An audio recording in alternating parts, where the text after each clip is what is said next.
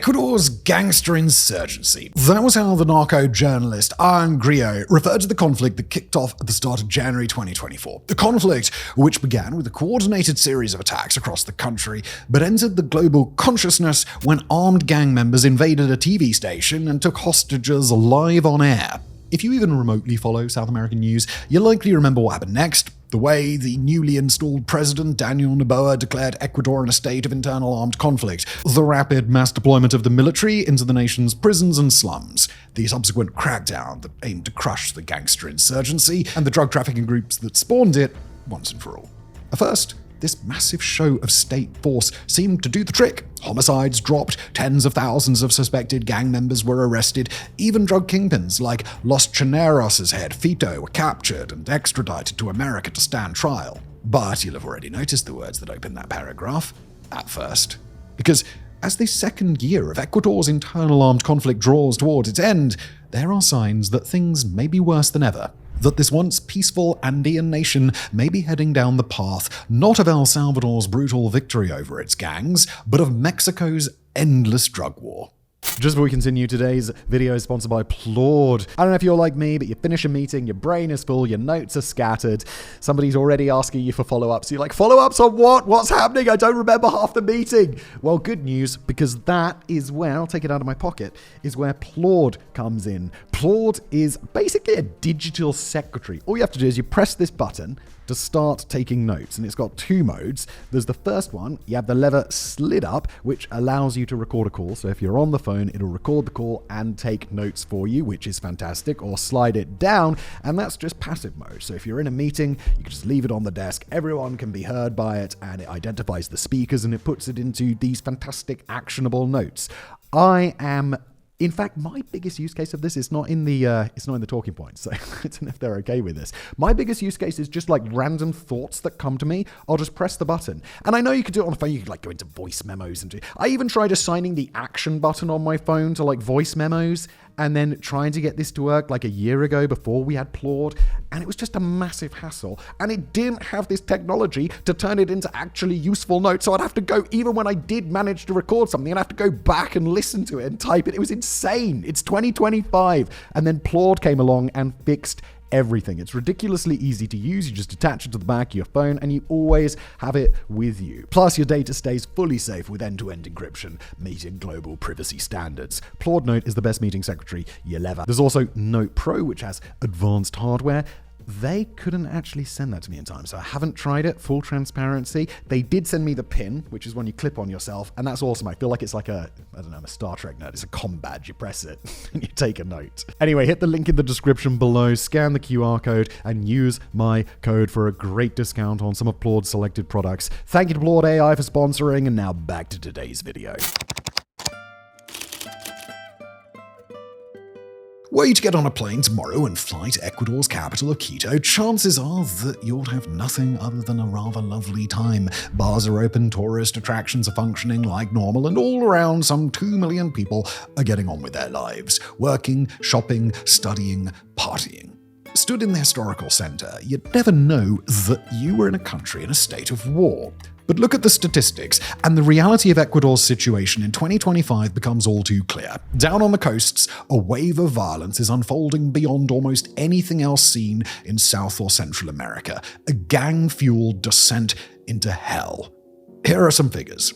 By August, over 5,200 people had been murdered in Ecuador this year. Current projections suggest some 9,100 homicides will have taken place by the end of 2025, out of a population of 18 million. And that last part is important because comparisons between national murder statistics usually focus on the number of homicides per 100,000 people. So while Brazil recorded nearly 45,000 murders in 2024, comfortably the most of any Latin American nation, its vast population meant the homicide rate was 21.1 per 100,000, lower than Honduras, which recorded only 2,500 murders across the year, but crucially has a far smaller population.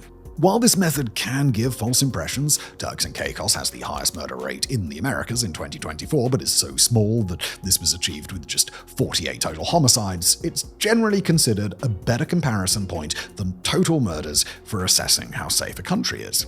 And on that criteria, Ecuador is on a sharp downward slide.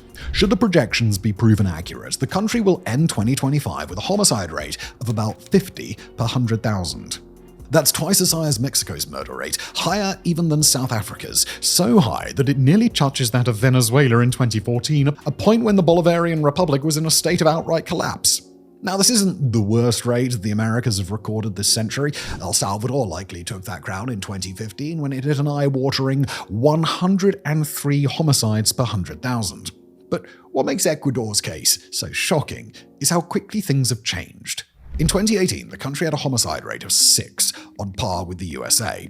As late as 2020, it had a rate of just 7.7. For most of the previous decade, it had been among the safest nations in Latin America. So to go from 7.7 homicides per 100,000 to 50 in 5 years ranks as the grimmest kind of achievement. To put that in perspective, a similar jump in the USA would take the nation from 22,830 total homicides in 2023 to roughly 168,000 murders per year. And that's just at a national level. Zoom in on individual Ecuadorian cities and things are far worse. Here's how the Wall Street Journal put it in an article this September. 5 of the world's 12 most murderous cities are in Ecuador, with the city of Duran ranked number 1, according to the Igarapé Institute, a Brazilian think tank that focuses on violence. Duran alone has a homicide rate of 140 per 100,000 inhabitants. Just across the river, the larger port city of Guayaquil has seen roughly 1/3 of all total murders committed in Ecuador this year. All told, the Armed Conflict Location and Event Data Project, or ACLED, estimates that 80% of all violence seen in Ecuador takes place in these coastal regions. But while such statistics lay out the violence afflicting the country, they don't really drive home the horror of what life can be like for those caught up in it. To do that, we can turn to a recent report in El País, which wrote that, quote, in Ecuador between January and August of this year, 386 minors have been murdered, the equivalent of 3 children and teenagers being slain every 48 hours. These include kids like Ezequiel, better known as Eze, a 5-year-old boy who was gunned down on the doorstep of his home. Overall, murders of minors are up 50% compared to last year. Then there are the seemingly random acts of violence that ordinary people have to live with. The car bomb that detonated outside a mall in Guayaquil in October, killing 1 and injuring dozens. The prison riots that see scores of inmates slaughtered. The mass shootings, such as the one in the deprived neighborhood of Nueva Prosperina in March that killed 22. The one thing that links all of these horrors? The growing reach of Ecuador's gangs. Now operating in over 150 of the country's 222 municipalities, Ecuador's gangs have not been broken by President Noboa's crackdown. Today, their membership is estimated at a bare minimum of 15,000, with some analysts putting the total at over 60,000 members. 60,000 insurgents taking part in a semi-hidden war. One that plays out in slums and port cities and is marked by almost theatrical levels of violence. This includes things such as gangsters hanging the corpses of their victims from bridges or playing football with decapitated heads. There have even been cases of gunmen storming into funerals and shooting up the casket of a rival, killing friends and family members in the process. If that's all sounding a bit Mexican to you, well, you're not alone. Well, as we'll soon see, Ecuador's descent into chaos has many contributing factors. There is one major one that has really helped take the brutality to a whole new level, and that is the arrival of Mexico's cartels. Across the 2010s, Ecuador belonged to a hallowed Latin American club, one that included places like Uruguay and Chile, a club that might as well be called Latin nations without sky-high murder rates. But even as Quito was cultivating its reputation as a relatively chill place to be, structural forces were already beginning to undermine that chillness. Some of those factors were homegrown, like the decision by leftist President Rafael Correa to close down a local US military base set up to monitor drug traffickers, or when his protege, Lenin Moreno, shut down agencies devoted to fighting corruption while also slashing the prison budget by 30%, a move undertaken even as gangs began to use prisons as bases for recruitment. But other forces were beyond Quito's control, specifically the 2016 peace neighboring Colombia signed with local rebel group FARC, ending 50 years of war. Although they started as a Marxist rebellion, FARC, by the modern era, had morphed into a powerful drug trafficking network. So long as they controlled trafficking routes and cocaine production along the Ecuadorian border, there was no point in any other outfit even trying to get involved. The 2016 deal changed that. Suddenly, these hyper-lucrative drug trafficking routes were essentially there for the taking, and you'd better believe this didn't go unnoticed. I mean, it's likely no coincidence that 2016 saw the Jalisco New Generation Cartel first appear in Ecuador. In this, they were following their notorious rivals from the Sinaloa cartel who'd been establishing a foothold in the country for years. This foothold meant Sinaloa were able to recruit local gangs, Los Choneros, who took over many of the cocaine routes. Crucially, though, Choneros weren't particularly unified as a crime syndicate. In a bid to expand their power, as they moved deeper into the drug game, they forced other gangs to join them under threat of extreme violence. So when Jalisco showed up, they entered an underworld already simmering with anger at Sinaloa's local proxy. All Jalisco would have to do was find an opening to exploit that anger. And in 2020, they finally got it. That December, Choneros' leader, a guy known as Rasquina, was assassinated at a mall. The Wall Street Journal describes what happened next. Smaller gangs that had been led by the Choneros, the Wolves, the Tiburones, and the Chone Killers initially coalesced into a new Jalisco proxy called New Generation. The smaller gangs sought ties with Jalisco, believing an alliance with Sinaloa's rival would allow them to confront the Choneros. And confront them they would. And as the bodies piled up, a new faction would emerge from the New Generation, becoming perhaps Ecuador's most powerful criminal force, Los Lobos. Now, we need to pause the narrative for a moment to be clear that it wasn't just the fracturing of Los Choneros that powered Ecuador's descent. After all, criminal groups break up and fight over old turf all the time, and only rarely does it lead to violence as off the scale as Quito is facing. Rather, the issue wasn't just the arrival of a proxy war between Mexico's two most feared cartels, but that Ecuador was almost uniquely ill-prepared to deal with it. Remember a while back how we said that President Moreno had slashed the prison's budget by 30% in his time in office? Well, that took place against an explosion in prisoner numbers. ACLED writes that the prison population more than tripled between 2010 and 2020. Combined with the lack of funds, this allowed Ecuador's gangs to effectively seize control of the nation's prisons, turning them into bases from where they organized their activities. Hence why the war between Los Choneros and those backed by Jalisco first ignited in the prisons. Across 2021, over 200 prisoners died horrific deaths in a series of riots and massacres, with the worst taking place in Guayaquil that September. As The Guardian wrote of the autumn massacre, quote, "Many of the victims were butchered with chainsaws or beheaded with machetes." What the f***? How'd you get a chainsaw in prison? At the same time that violence was starting to build, Ecuador's political systems were quietly being corrupted by the massive influx of drug money. As sprawling investigations would later discover, much of the judiciary, the security agencies, and even the highest levels of politics were conspiring with the gangs to help them move their product. As former Attorney General Diane Salazar later wrote in The Economist, quote, "High-level cases, the biggest of which were given names, such as Metastasis, Purga, and Plaga, revealed strong links between criminal groups and politicians, journalists, lawyers, judicial officials, and even former legislators." End quote. This corruption peaked in 2023 when it was revealed that then-President Guillermo Lasso's brother-in-law was connected with the Albanian mafia, who, along with the Italian crime groups, were also trying to muscle in on Ecuador's cocaine trafficking boom. Combined with other embezzlement scandals, this was the last straw. Lasso dissolved the National Assembly and resigned the presidency 2 years ahead of schedule to avoid impeachment. It was a move that would have profound consequences. As their prison war spilled onto the streets, the looming election convinced the gangs to also use political violence to try and sway the outcome. Instead, they'd wind up plunging the nation into anarchy. Prior to 2025, 2023 held the grim record of the bloodiest year in Ecuador's history. That year, the murder rate skyrocketed to 46 per 100,000, on par with Haiti, which was at that point going through its own gang-driven collapse. Among the dead were nearly 100 people who were targeted as part of the wave of political violence that the election unleashed. The most prominent among them, presidential candidate Fernando Villavicencio. Running on an anti-corruption campaign, Villavicencio was shot dead that August following a campaign rally in Quito in a hit believed to have been carried out by Los Lobos. But while his death was the one that alerted much of the wider world to Ecuador's descent, the truth is that 2023 was already shaping up to be a supremely bloody year. All of which may explain why voters took a chance on a young candidate who campaigned as a tough-on-crime centrist. Daniel Noboa. A mere 35 years old when he was elected, Noboa assumed office on the 23rd of November, initially just to finish out the remainder of former President Lasso's term.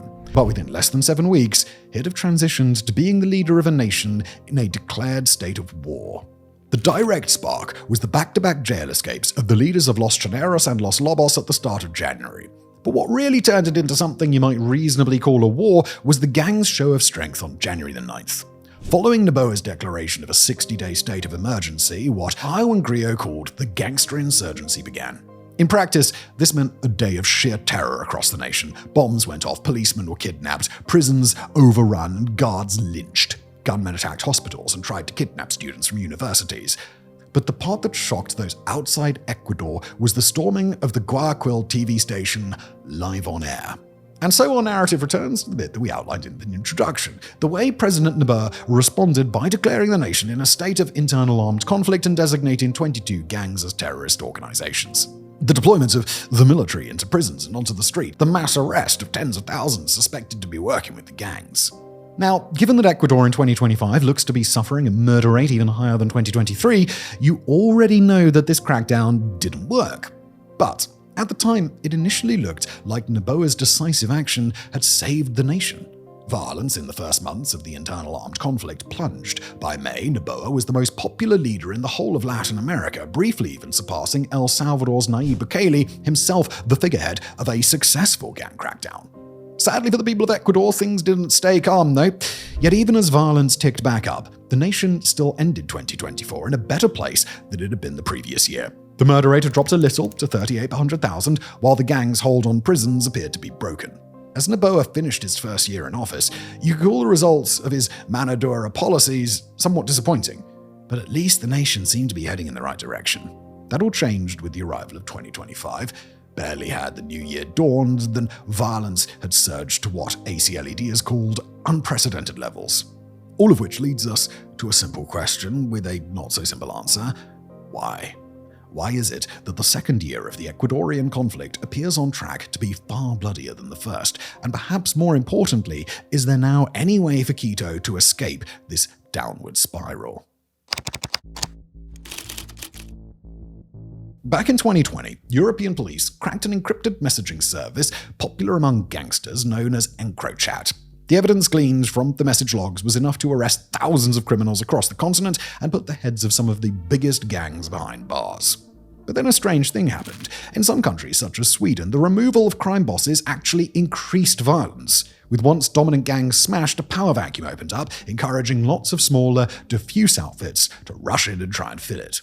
The results? More shootings, more bombings, more murders. It's a similar mechanism driving Ecuador's 2025 surge of violence. As the crackdown caused larger groups to splinter, those splinters have begun fighting each other for their once shared territory, with predictably bloody results.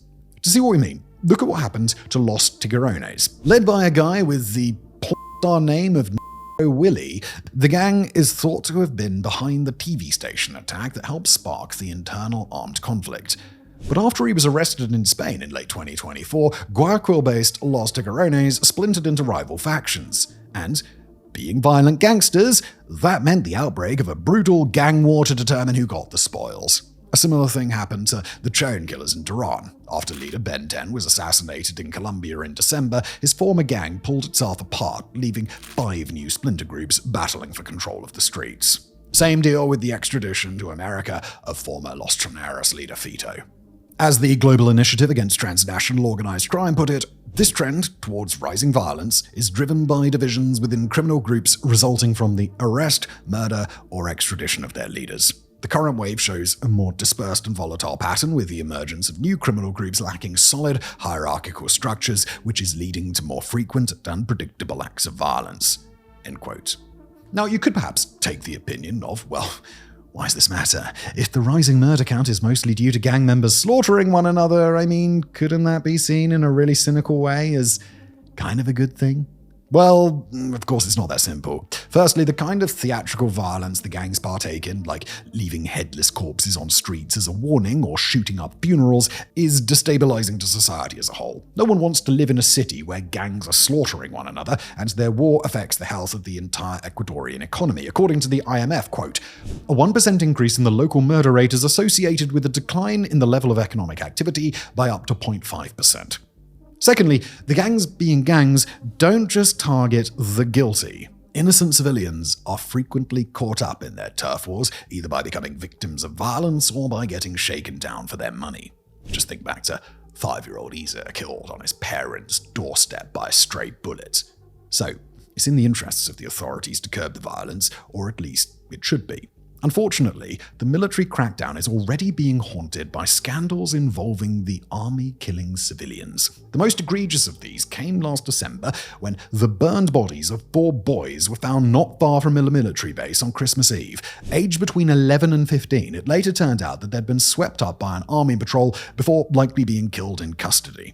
Rather than gang members, it turned out they'd simply been on their way to a soccer game. And that effectively is where things stand as 2025 draws to a close, with a rising homicide rate, the fracturing of gangs leading to more and less predictable outbreaks of violence, and a military that seems to, sadly, be flirting with the abuses and disappearances that have marked other attempts at mano dura in Latin America.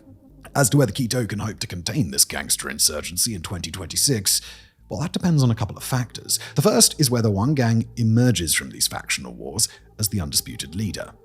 Los Lobos is already angling to make alliances with other groups that could turn it into something of a hegemon in the criminal underworld. While this would do little to stop the drug smuggling and other illegal activities, it could reduce the murder rate.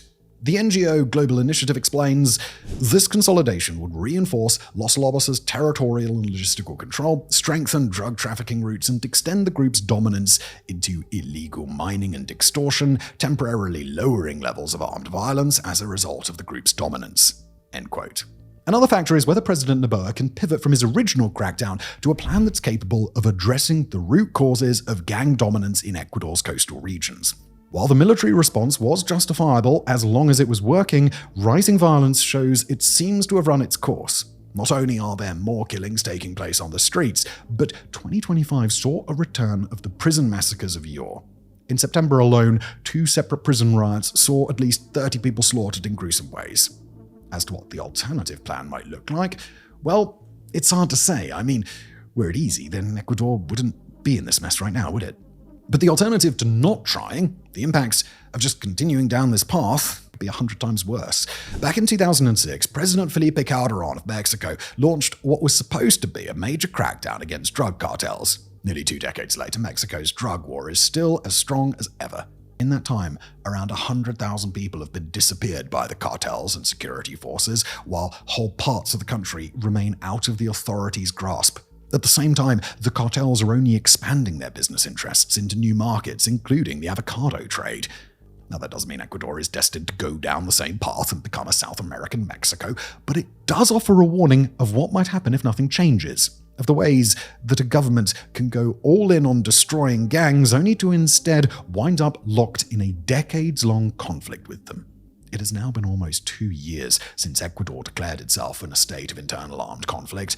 Only time is going to tell if that conflict will end soon or whether the gangster insurgency will continue for years to come. Thank you for watching.